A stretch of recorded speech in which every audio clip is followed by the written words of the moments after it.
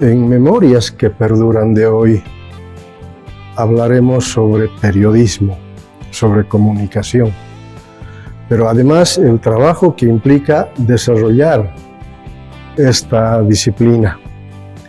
Nuestra entrevistada de hoy estudió en la Universidad Católica Boliviana en la ciudad de La Paz.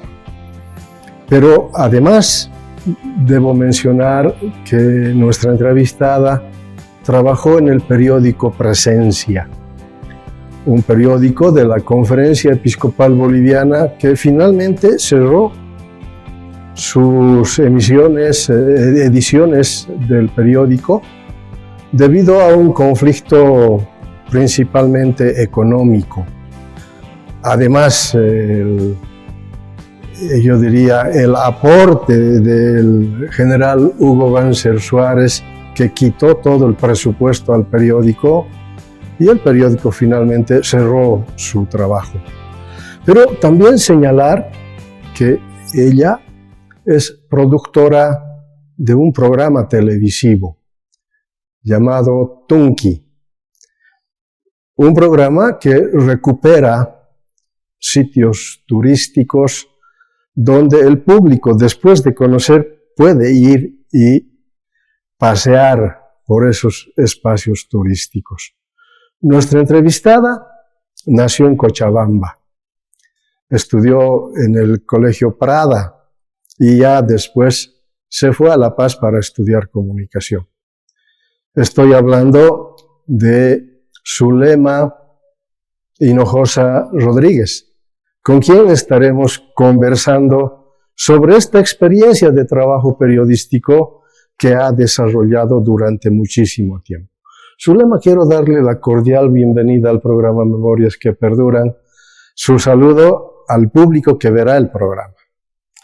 Bueno, muchísimas gracias. En principio, saludarle a usted y gracias por este espacio, en este espacio tan interesante que primero salió en la televisión y que se ha mantenido en el aire por mucho tiempo, porque además está haciendo usted historia al entrevistar a personajes que son parte de la memoria histórica del país, ¿no? Y muy bien viene el nombre y todo. Quiero felicitarlo al licenciado Rojas por este trabajo tan interesante que recupera la memoria de los bolivianos y de sus personajes, que es algo muy importante porque usted sabe que un país sin memoria no puede sobreexistir, ¿no es cierto?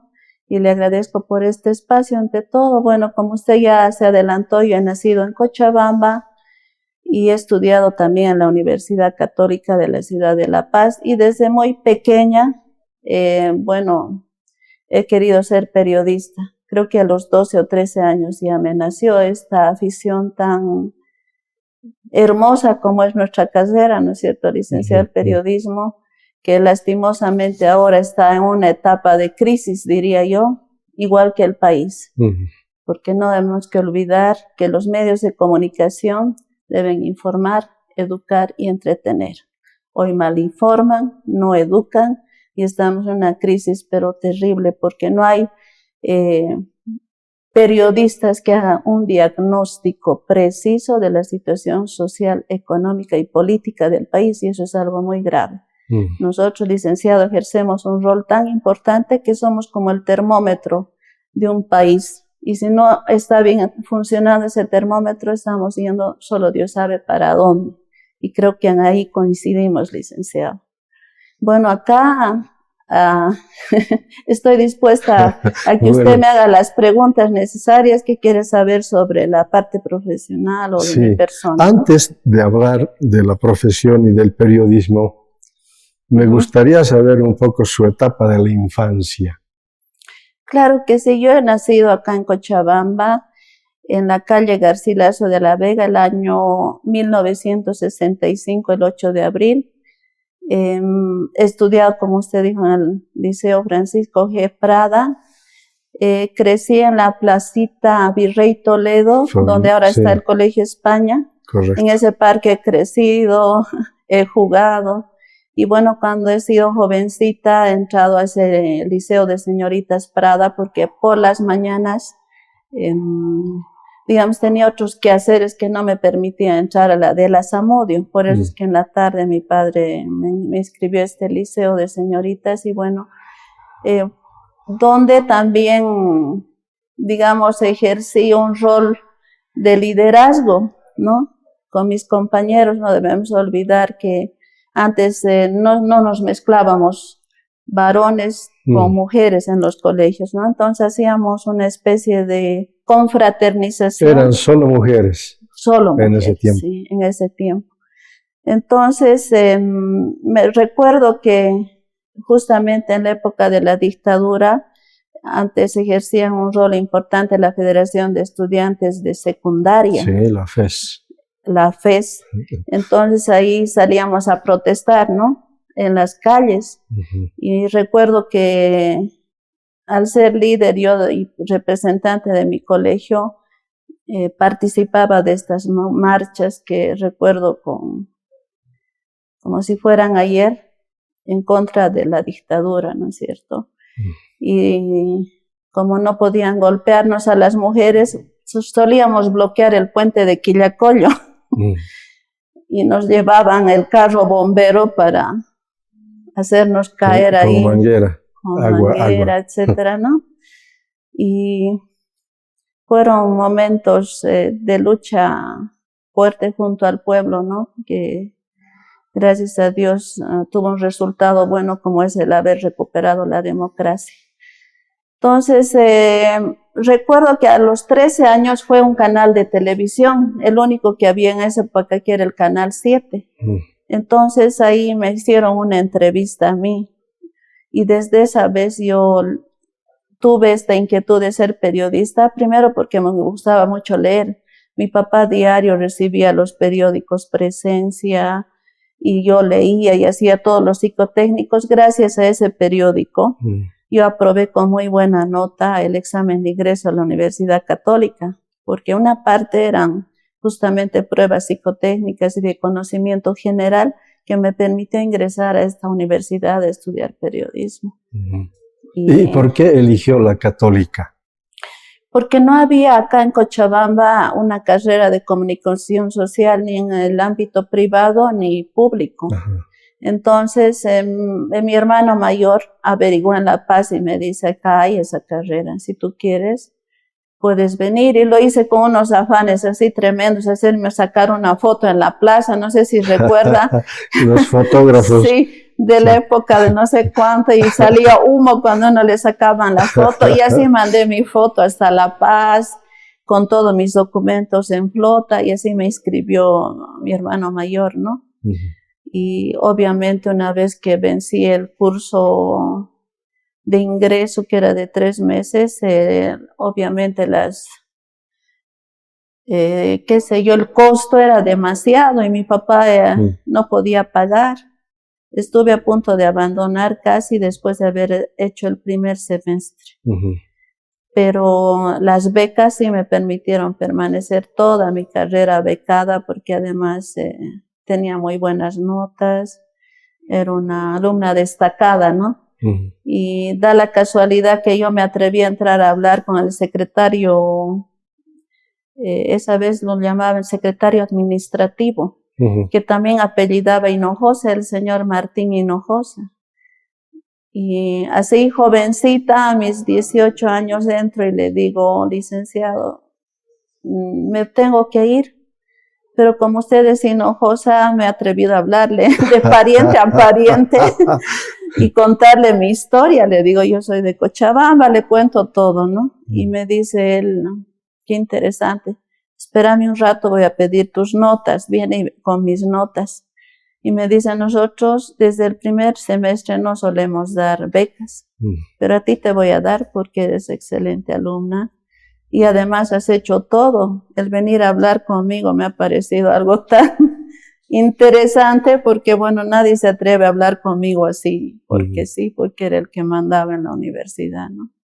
Y así estudié mi carrera. Apellido. Sí, primó el apellido y la nota ahí, y bueno, así estudié comunicación, trabajé desde muy joven para pagar obviamente la vivienda, mi alimentación, aunque estaba prohibido trabajar, porque ellos nos daban la beca a condición de que no trabajemos. Oh, yeah. Pero como mi familia estaba acá, tenía que sí o sí obligadamente costearme algunas cosas, porque mi papá no era profesional, pero sí un artista y un ebanista que hacía muebles y el tallado. Él aprendió el tallado y su principal obra está en la Casa de la Moneda de Potosí. Es un gran artista y yo cuando ya salí profesional le hice justamente homenajes, incluso en el Bolivian Times, unas entrevistas porque él rescató el arte de los padres franciscanos, el tallado en madera, ¿no? Que es un arte que prácticamente está perdiéndose a esta altura. Hubiera sido lindo que él enseñe a los jóvenes ese tipo de arte del tallado en madera, ¿no?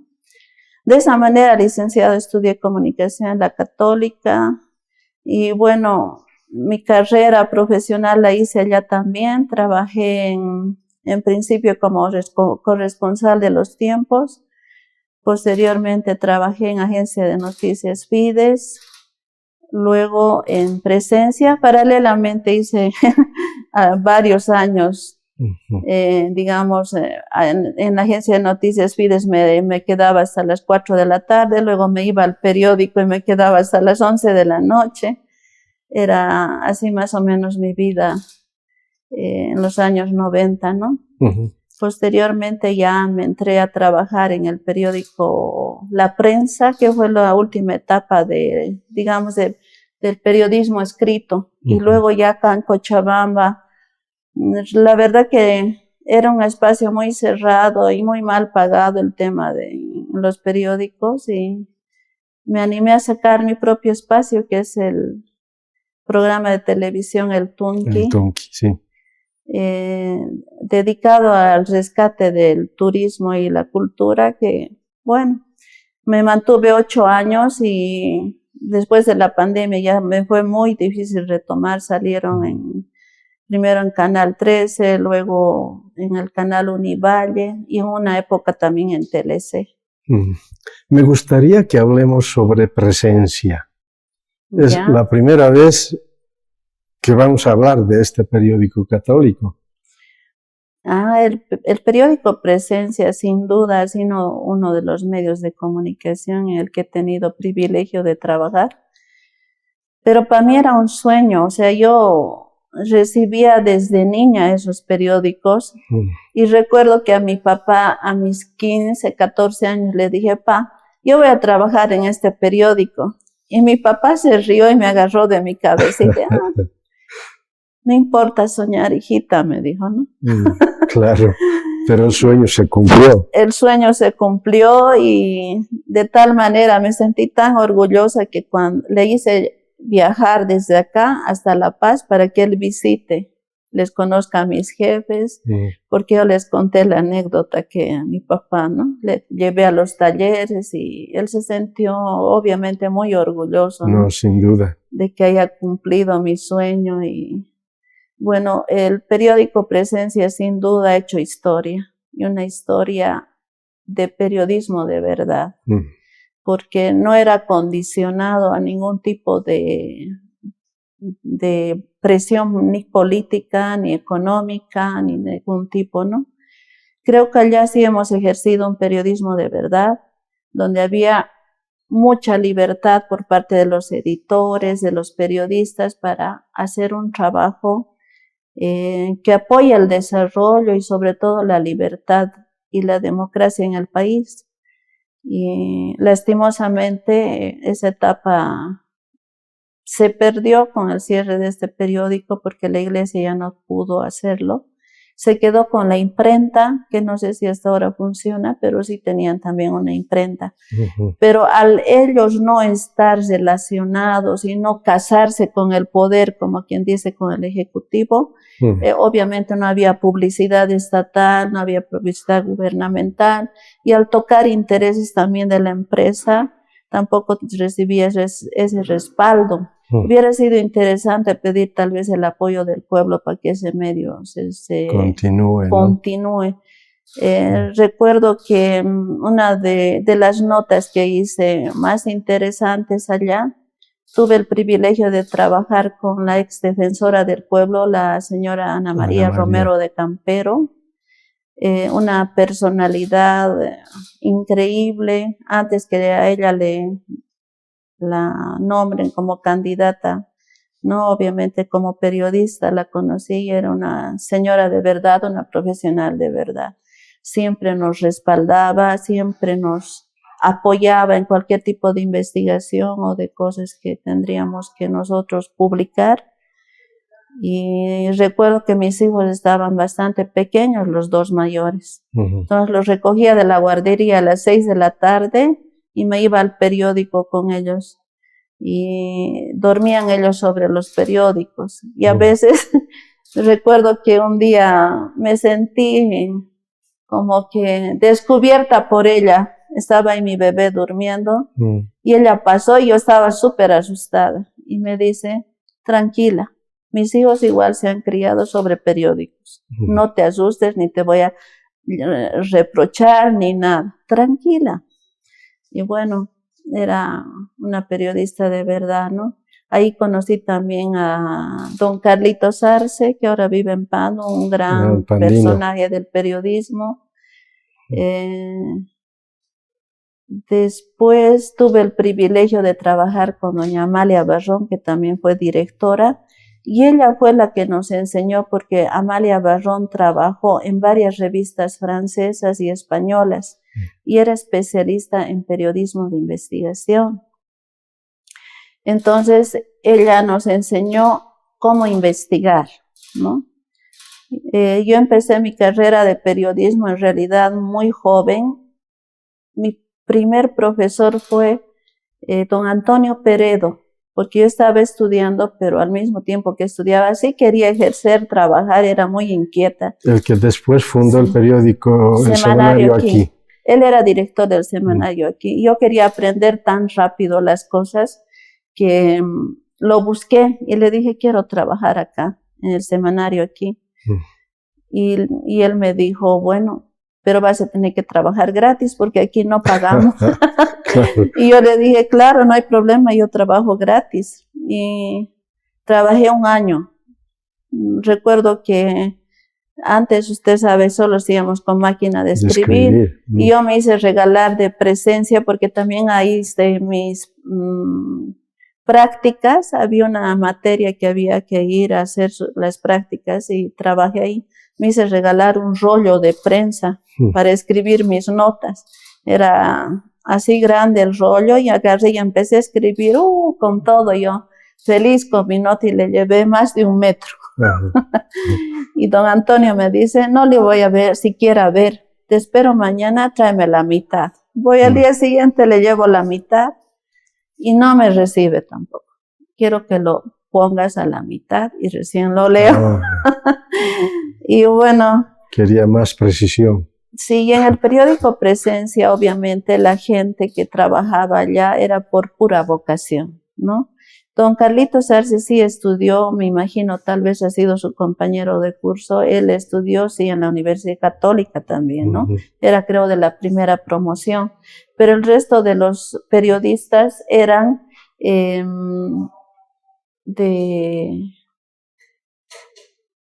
formados, eran abogados, era gente que se dedicaba al arte, eran poetas, era gente que le gustaba el periodismo ya por pura vocación, digamos, ¿no? Ellos escribían muy bien, han sido excelentes. Necesariamente periodistas. No eran necesariamente periodistas, había incluso ingenieros que podían escribir y lo hacían muy bien además. Entonces, luego fueron, claro, cambiándose por la gente que se ha formado en las universidades, pero por parte de los periodistas de experiencia eran bastante celosos de los que estaban ya estudiando, ¿no? Y la pasé muy duro en Presencia porque me daban los cables que llegaba del exterior y les agradezco porque ahí no hay puntuación, ni acentos, ni comas, ni nada. Entonces me daban todo lo que llegaba de France Press, todo del exterior, y me decían, por favor, esto corriges. y era un rollo increíble. Yo toda la tarde hasta en la noche, acá está, ya ponlo allá porque no sale nada de eso. Cosas así, ¿no? Porque ellos ya tenían su material que iba a salir, pero yo había corregido, me había ayudado bastante. Claro. Así con mucho esfuerzo, después de trabajar en la separata de reportajes con Amalia Barrón, entré ya a la planta, cubría la parte local en el periódico y ha sido una experiencia realmente fabulosa, ya que ella me formó en investigación. Yo era una periodista que investigaba, y ahí en la parte local investigué cómo destruyó, por ejemplo, una empresa canadiense, el Valle de Miguillas, que es un sitio en La Paz, donde habían destruido todo lo que son la riqueza arquitectónica y preincaica, digamos, del periodo preincaico, donde ha hecho una represa hidroeléctrica. Entonces, eso investigué, me fui hasta allá, saqué 2 planas de eso, sobre la pérdida de eso, y además estaban excavando lo que era ilegal. Cosas como esas, recuerdo que el periódico y el directorio nos apoyaban, publicaban, y la empresa tenía que respetar todo lo que se denunciaba y por ende las autoridades, ¿no? Destruir la riqueza cultural, todo. Claro, obviamente recibía amenazas, un montón de cosas. Sin duda. Pero el periódico los publicaba y uno se sentía respaldado. Recuerdo también que a nivel local hacíamos, por ejemplo, una investigación que hice igual como que me tocaba ciudad, es que les fui a entrevistar a las señoras que en toda la garita de Lima venden chuños, ajís, todo, ¿no? Y ahí, por ejemplo, descubrí, hablando con ellas, que la dueña de casa de toda esa acera les cobraba por mes 500 bolivianos, y todos los chuños y ajís que vendían era de la misma señora, y que había hecho un negocio y una riqueza ilegal, por decirlo así, con todas las señoras de pueblo que venían de todos los pueblitos de La Paz ahí a vender sus pequeñas cosas, ¿no? Papitas, chuñitos, pero ella aprovechaba para cobrarles el alquiler de la acera. Ella, por ejemplo, me amenazó con dañar a mis hijos si yo hacía la publicación. Igual publiqué, le dije, no tengo miedo. Y gracias a ese descubrimiento y todo eso, recién la alcaldía tomó cartas en el asunto, y obvio, era dueña la alcaldía, ¿no? La señora que les cobraba alquiler por las aceras. Cosas tan interesantes, temas tan que llegaba al pueblo, porque yo hago el periodismo desde la calle. Nunca era una periodista de escritorio, siempre me iba a la calle, me gustaba mucho conversar con la gente. En una revista latinoamericana me premiaron publicando mi nota justamente por el título que le di, no yo, pero sí lo hizo una mujer. Cuando hice una entrevista sobre el Día de la Madre, le dije a una vendedora ambulante de las calles de La Paz, le digo, para usted, ¿qué es ser mujer? Y ella me dice, trabajo es ser mujer.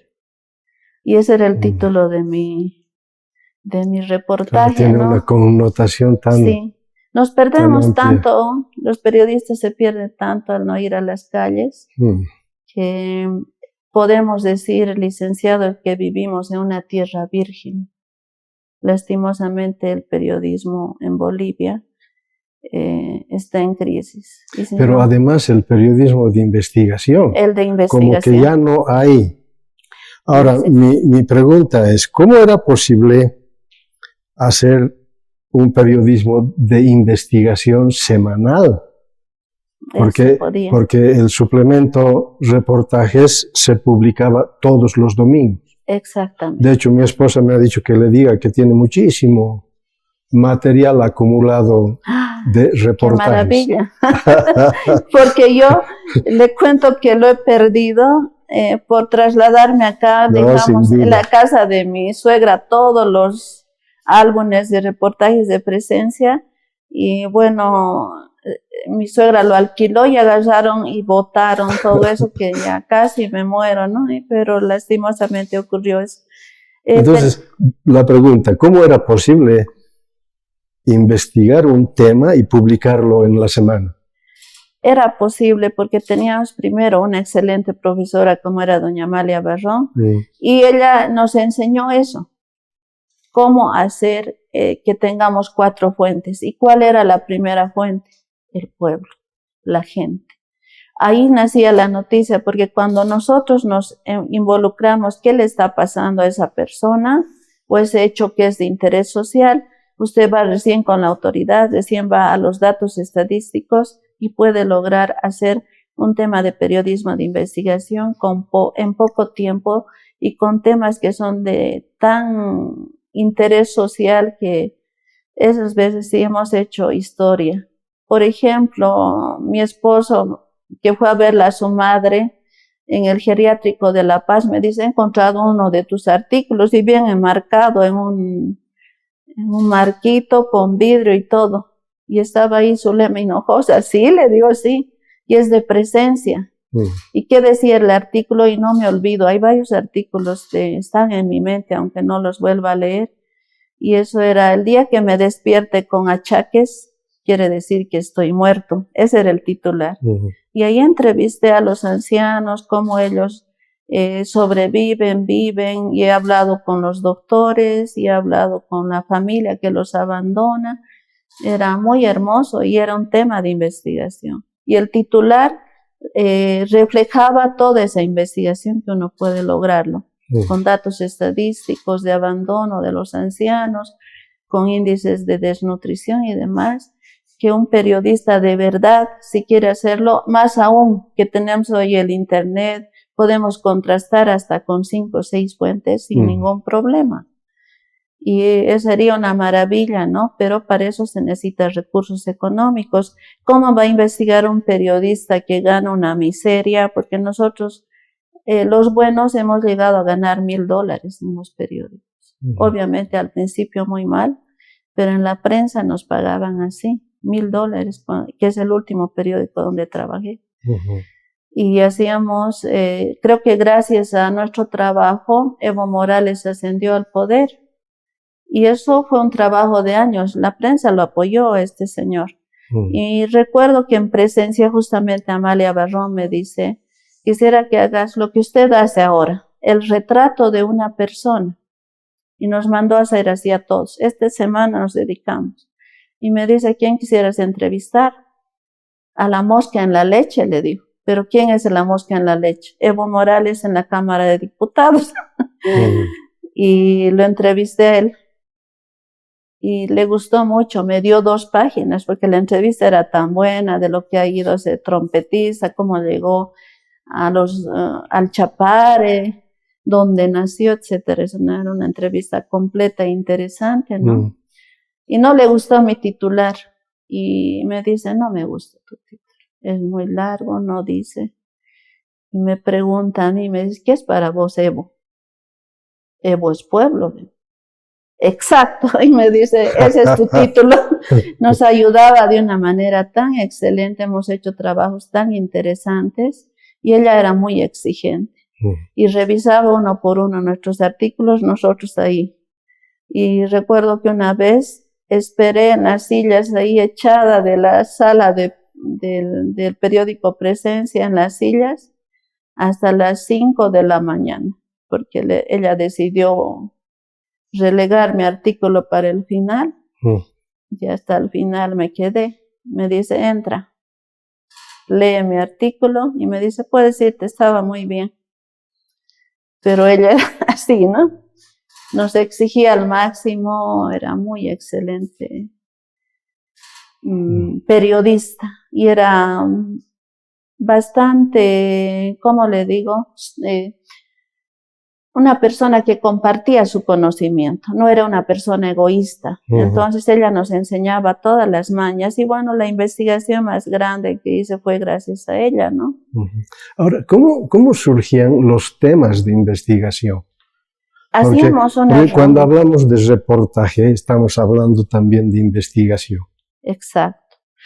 Bueno, sus discípulos éramos 5 cuando ella asumió la dirección y su error no fue no nombrarnos como cabezas de área, que es lo que yo le sugerí.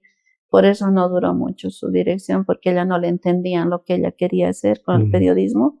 Nos reunía ella una vez por semana y ahí surgían los temas. Nosotros podíamos sugerir los temas. Entonces, cuando sugeríamos los temas, se supone que nosotros previamente ya habíamos investigado, ya habíamos pensado en base a las directrices que ella nos daba, ¿no? Que sea actual, que sea de interés social, que sea además de interés de toda la nación, etcétera, ¿no? Un hecho social incluso específico que podía tener repercusión local y nacional. En base a eso ella trabajaba y obviamente a eso respondíamos, íbamos nosotros planteando. Ella a veces venía con un tema y a veces le decíamos cambiar nosotros. Le decíamos esto. Incluso hemos hecho una investigación de cuán fácil es vivir para los mendigos en La Paz sin trabajar. Entonces uno de nosotros, había un peruano que también era su alumno, se disfrazó de mendigo y logró reunir en esa época 2 salarios mínimos en un día. Lo hicimos parar en la Pérez Velasco. Hacíamos periodismo realmente de calle y de investigación. Recuerdo que otra vez investigamos cada uno de nosotros qué comemos en la calle y cuáles son los lugares más garantizados para que no nos enfermemos. Y recuerdo que sacó una señora que vendía ispis en el parque, antes el zoológico era en la plena Camacho. Vendía ispis la viejita. Todos esos productos que recopilamos, se hizo un análisis de laboratorio en la alcaldía, era el más limpio. Y los cafés de la ciudad, incluso hemos encontrado que había heces fecales en varios negocios y que había una sola dueña de todas las tucumanas de la Mariscal Santa Cruz y esos también estaban contaminados. Fue un reportaje que nuestros reportajes hacían realmente estallaba la ciudad con nuestras notas. ¿Cómo era el impacto de los temas que se publicaban? Era interesante porque a ella le invitaban a la radio, a la televisión a comentar sobre los temas y pensaban que eran periodistas de años, expertos. No todos éramos muy jóvenes empezando nuestra carrera. Y bueno, yo gracias a Dios recibía las directrices o la forma de hacer periodismo de don Antonio Peredo, porque él me formó. Él fue mi primer profesor en el semanario aquí y él me dio la dirección, digamos, política e ideológica de cómo debe ser un periodista ligado a su pueblo, entregado a su pueblo y cómo podemos servir a ese pueblo desde ese rol tan importante que nos da el periodismo y el que no está valorizado ahora, ¿no? Lamentablemente. Y que me imagino que desde las escuelas de comunicación hacen lo posible, pero la realidad afuera es muy diferente, ¿no? Entonces, que nos queda, el periodismo digital que usted está haciendo. Entonces, habrá que ganar estos espacios para hacer un periodismo de verdad y cuestionar a las autoridades sobre las políticas que están aplicando, que son realmente catastróficas, parecen ciegos aplicando medidas, ¿no? Ahora, pensando un poco en los estudiantes de las carreras de comunicación, ¿qué implica hacer reportajes, periodismo de investigación? Bueno, la comunicación es amplia, ¿no? Y el que quiere hacer periodismo, considero que tiene que ser una persona que realmente le agrade la carrera de comunicación, que quiera hacer un periodismo de verdad, tiene que saber las directrices bien básicas que les enseñan, licenciado en las universidades, que es la actualidad del interés social. Y que sepan además aplicar cosas tan básicas como es hacer un lead. pero el periodista de corazón tiene que realmente agarrar temas en los que va a poder lograr algo con el cuestionamiento social y económico a las autoridades. Tiene que ponerse los zapatos que está calzando el pueblo para ser la voz de ellos. Y el periodismo de investigación es eso. Les voy a poner solo de ejemplo una cosita que hice en el periódico El Alteño, que me tocó trabajar una época, porque como yo trabajaba en editores asociados, a veces nos movían. Estaba de autoridad el alcalde de La Paz, José Luis Paredes, el Pepe Lucho. Y bueno, me dice mi jefe, bueno, andate a la gobernación y a la alcaldía, ves que agarras, ya sabes, y te vienes. Yo salgo y me voy a un puesto de salud, de ahí de la Ceja del Alto, y me pongo a hablar con una señora. Le digo, ¿de qué se ha enfermado tu hijita? Está mal y vomita y está bien pálido el bebé, ¿no? Y entro y le digo al médico, ¿qué tiene el bebé? Me dice, está desnutrido, como muchos niños acá en el Alto. Vienen de lugares así, no tienen dinero para nada y está en una situación realmente terrible. Le entrevisto a qué se debe, a qué se dedican los papás, etcétera. ¿Por qué el niño está desnutrido, no? Eso me da su punto de vista el doctor. Y la mamá ya me dijo, ¿por qué está su hijo desnutrido, obviamente? Entonces voy y le entrevisto al de la alcaldía y le pregunto por qué ellos no tienen políticas y saben que el principal tema es la desnutrición allá. Y él me dice, sí, es que no hay plata, esto, lo otro, ya. Agarro, me voy al INE, saco índices de desnutrición, voy a las escuelas, le pregunto al director el abandono, etcétera, que tienen que hacer muchos niños desde primero básico y sobre todo la muerte, ¿no?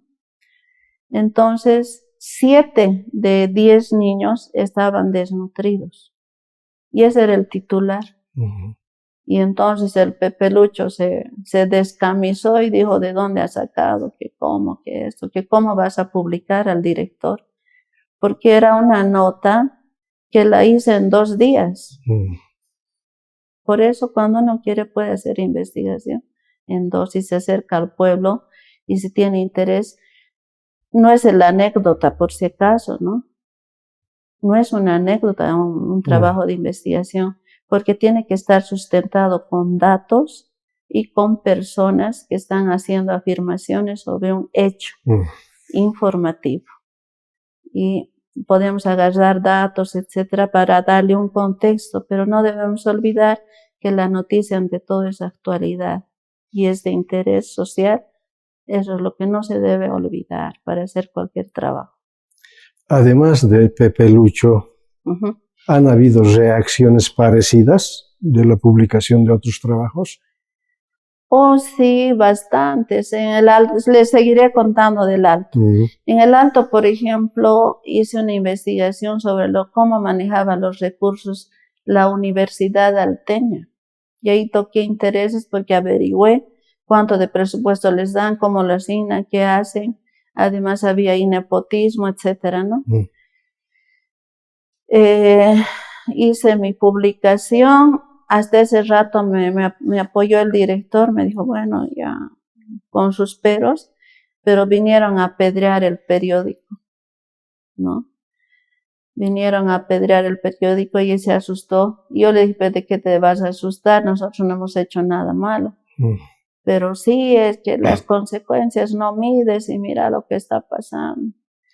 Entonces yo fui a trabajar como siempre y recuerdo que una turba nos rodeó cuando yo salí de la Central Obrera Departamental del Alto. Y bueno, lo que más que todo tenemos que tener los periodistas es coraje, ¿no? Claro. Y siempre hay un líder, un malo, que guía a esa muchedumbre. Entonces mi fotógrafo se había dado cuenta y se fue más antes que yo, se fue. Y ahí me agarraron todos y me dijeron, aquí está la periodista, y empezaron a llover piedritas. Uf. Entonces yo, obvio, estaba solo con mi cartera y me asusté un poco. Solo un poco, un periodista no debe asustarse nunca.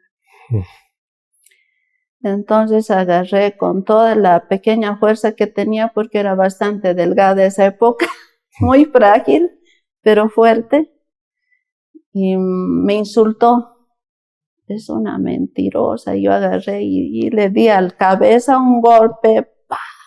Y le dije, levántate, abran paso, con mis codos, abran paso, levántense, grité más que todos y me salí. Esas cosas me pasaron y bueno, como la señora que quería incluso hacer daño a mis hijos, tiene su riesgo, pero creo que no hay que tener jamás miedo. Como cuando se descubrió el de Amiguillas, me llamó el gerente de la empresa canadiense y me dijo que él quería la contraparte, pero que no me iba a dar entrevista, que iba a mandar una carta al medio. Entonces el director le aceptó y yo le dije, sí, le va a dar opción a la carta, porque en la carta decían que era una mentirosa, que estaba mintiendo, que era una pésima periodista, que cómo es posible que den cobertura y trabaje una persona así. Yo le dije, saca la carta y saca mi nota. Y que el lector tiene que decir quién tiene la verdad. Claro. No me puede hacer eso, sacar. Y el director entendió, estaba esa vez don Jaime Omérez, y sacaron las dos cosas, parte y contraparte. Por eso yo no tengo miedo, jamás tuve. Entonces, luego probablemente hubiera hecho una nota que me destaque más, que lo hubieran publicado. Era la nota de los misiles chinos, que me pidió investigar el periódico La Prensa. Le hice la nota y por obra y gracia del Espíritu Santo, y le ganó votos a Evo Morales, él salió con mi nota, pero jamás publicaron en el periódico La Prensa. Luego me dijeron que haga repercusiones, obviamente dije que no, porque me pasé investigando casi un mes y fue una nota realmente importante, ¿no? Que por si acaso no la hizo Evo Morales, la hice yo. Ese es un recuerdo, digamos, malo de todo el trabajo. Pero seguro que hay recuerdos buenos también. Sí, probablemente hubiera sido merecedora de un premio nacional, porque el tema de los misiles chinos tenía que ver con la seguridad nacional, tenía que ver con muchos temas en los que estaban implicados varios personajes, como el expresidente Rodríguez Belcé, el comando general, ¿no? Lo que dijo Evo Morales, que ya se sabe públicamente y que se tradujo en que sea más votos para él y sea nuestro presidente, pero Zulema Hinojosa hizo esa investigación. No bueno. Evo Morales. Ahora, ni Juan Ramón Quintana. También. ¿Cuánto tiempo hizo periodismo en La Paz? A ver, yo desde que empecé la carrera el año 83, el 85 ya estaba trabajando en el semanario aquí, todo ese tiempo. Hacemos cuentas, 85, 95, 2005, 2015, son más de 30 años, ¿no? ¿En La Paz? Ah, en La Paz no, en La Paz es trabajado hasta el 2007. Ah. El 2007 me he venido acá a hacer mi tunque, también son investigaciones, ¿no? Ahora, ¿en qué circunstancias decide volver a Cochabamba? Bueno, cuando nos despiden y para recuperar nuestros beneficios sociales hicimos una huelga de hambre con varios periodistas porque trabajaron, fuimos despedidos 20 personas del periódico La Prensa. Y también mi esposo estaba sin trabajo y él decidió venirse acá, me dice, vente, un año estuvo aquí, yo no quería venirme, entonces soy cochabambina, dije, no, yo no me quiero venir, y bueno, al final por no separar la familia me vine yo también porque me despidieron del periódico La Prensa.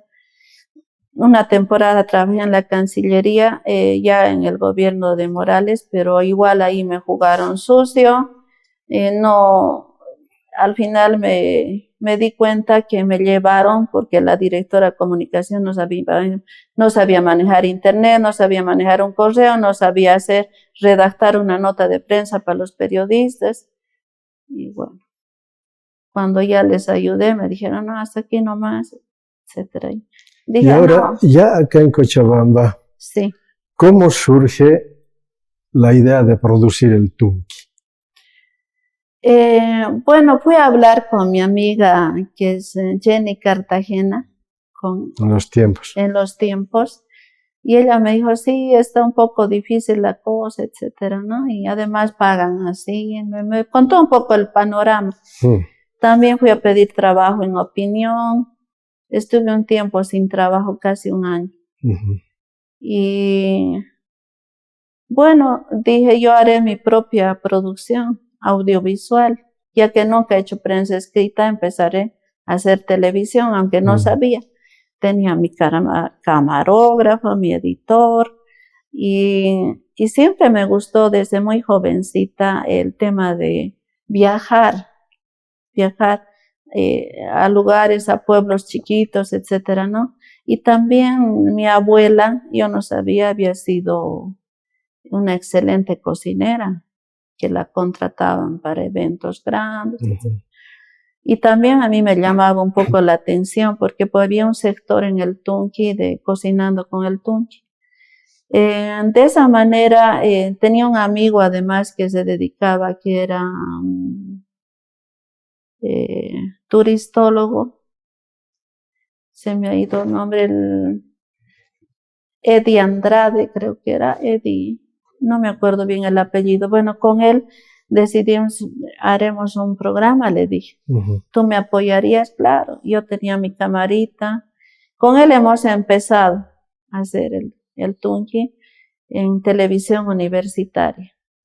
Y bueno, ahí me ayudaron a conseguir un espacio y de esa manera nació el Tunqui. El año, a ver, ha debido ser el año 2010 más o menos, sí, 2010, que nació el Tunqui. Ahí empecé yendo a los pueblitos, en principio del Valle Bajo, del Valle Alto, recuperando, porque yo les decía, vamos a hacer una especie de investigación del pueblo, entonces tiene que haber su música, sus personajes, su comida, algunas historias, mitos que tenga el pueblo, todo les mandaba, ¿no? Y yo iba ya con algo un poco organizado para recuperar todo eso. Y a veces cuando no lo hacían era una especie de lo que haya, ¿no? Grabar a las personas, mostrar sus sitios turísticos. Y la verdad, hacer un programa de televisión de esta estructura es bastante caro. Entonces teníamos que acudir a las personas de la alcaldía para que nos lleven al lugar, hacer una serie de malabares. En realidad todo el tema de turismo en Bolivia está un poco abandonado.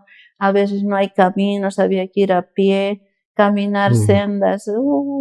Hemos cubierto todo el Valle Alto, todo el Valle Bajo.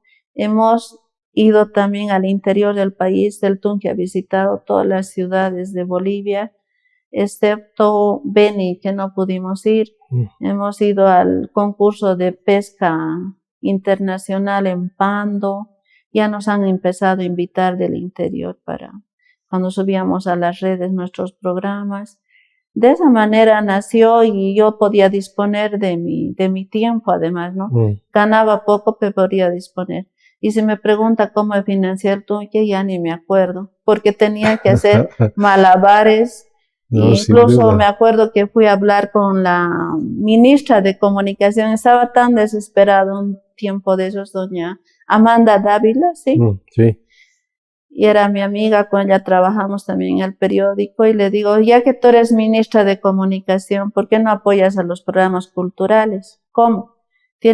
Cada medio de comunicación tiene que tener su programa cultural. No tiene, metes al Tunqui, obligado.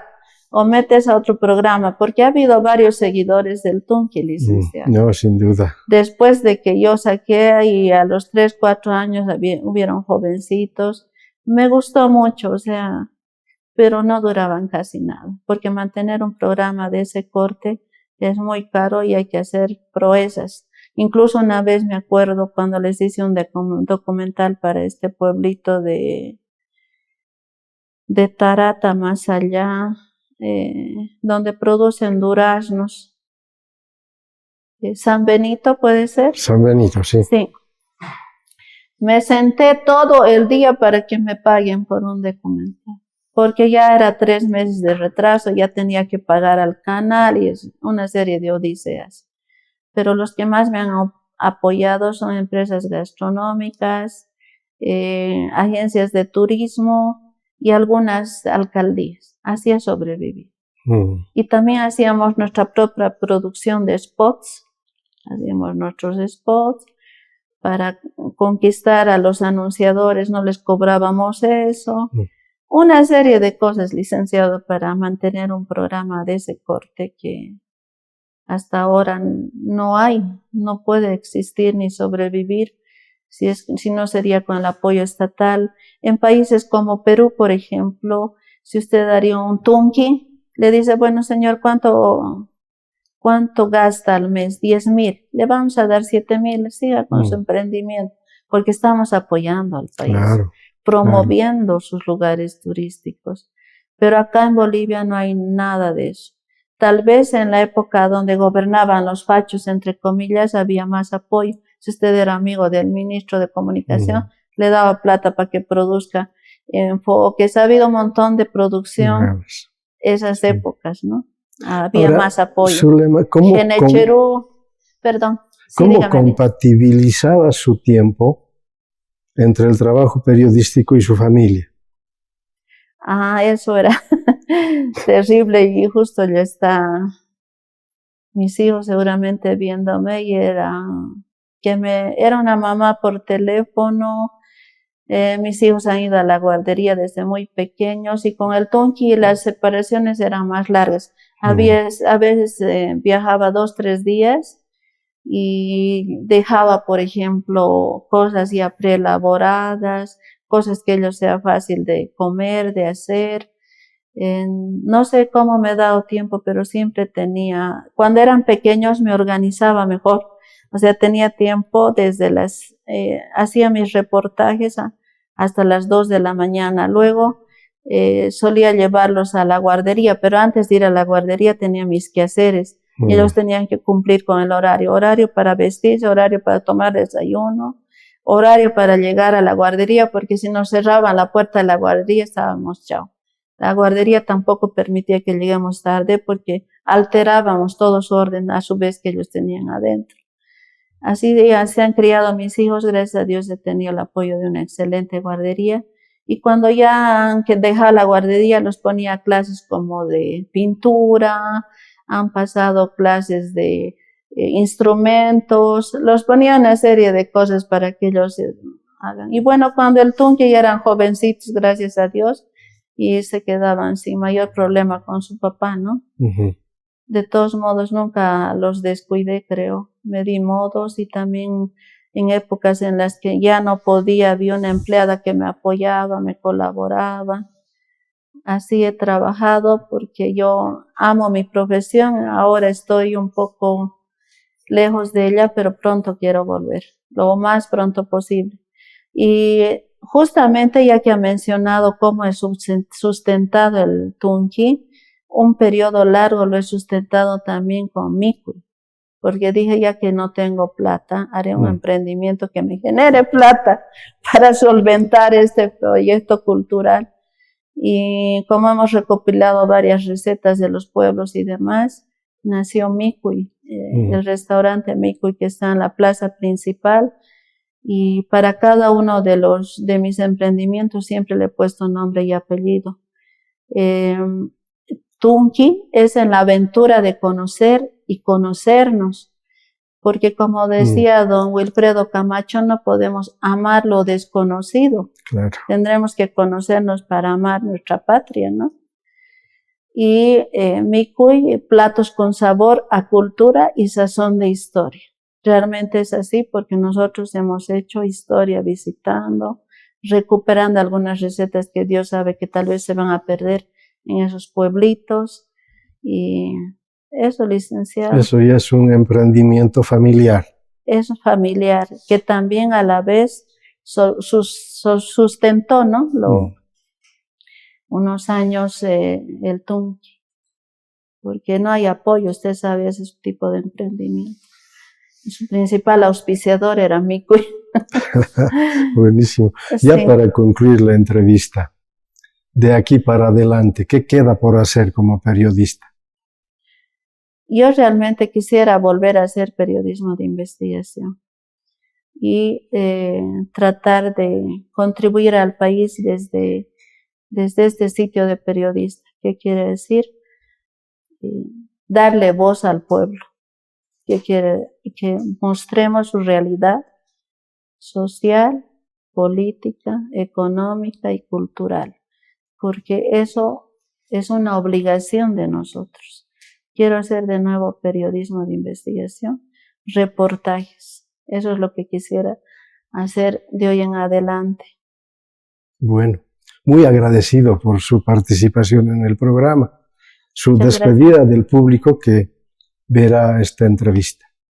Muchas gracias, licenciado, y por supuesto muchas gracias a su audiencia por haberme permitido comentar mis experiencias, y espero que les haya gustado la entrevista, y agradecerle y felicitarlo por este espacio de memorias que perdura. Bueno, siempre es grato tener entrevistas de esta naturaleza que recuperan la semblanza de vida de propia voz de los protagonistas. Además de conocer su trayectoria en el ámbito periodístico, trabajando en presencia en la prensa, en el Alteño, donde, por supuesto, su trabajo ha sido muy significativo, pero además que ha generado roncha y protesta seguramente de personas, de instituciones que se han visto involucradas en los trabajos de investigación periodística. Lamentable que ahora el reportaje o el periodismo de investigación no esté presente en el trabajo de los medios de comunicación. Ni la radio, ni los periódicos, ni la televisión acuden a este género periodístico que, por cierto, hace muchísima falta en el país. La experiencia de Zulema Hinojosa Rodríguez es muy significativa y habría que recuperarla desde los medios, pero también promover este género periodístico desde las propias universidades y las carreras de comunicación social. Ha sido grato estar con la periodista Zulema Hinojosa Rodríguez, recogiendo esta semblanza de vida para que perdure en el tiempo. Amigos, ha sido grato estar con ustedes. Hasta pronto.